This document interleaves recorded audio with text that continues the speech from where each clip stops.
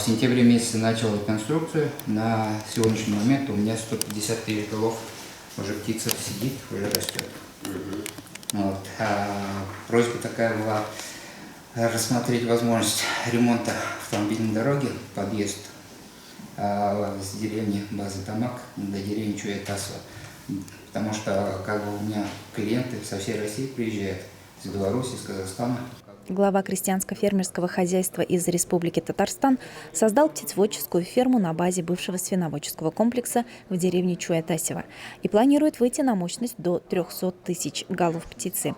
В перспективе большие производственные объемы, уже сделаны большие вложения в технологии и ремонтные работы. Чтобы поддержать инвестора в его развитии, депутат Государственной Думы Федерального собрания Российской Федерации Рифат Шайхутдинов выразил готовность оказать содействие в ремонте автодороги. Всего на встречу с депутатом пришло 7 жителей района, и поднимали они проблемы разного характера.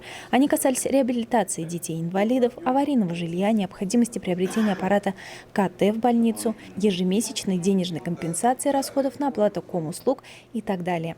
В ответ на все обращения граждан Рифат Габдулхакович заверил, что сделает все возможное, чтобы оказать помощь в решении насущных проблем илишевцев. Завершили укомплектование больницы. Вот сейчас ставился вопрос по дополнительной докомплектации по компьютерной томографии, будем стараться решить.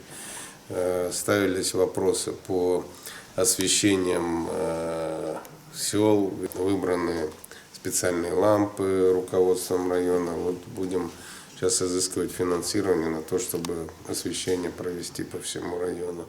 Вот, до комплектования фельдшерско-акушерских пунктов. Это все решается, мы все эти вопросы ведем. Алина Хадимуллина, Ренат Хадимуллин, телерадиокомпания «Илиш».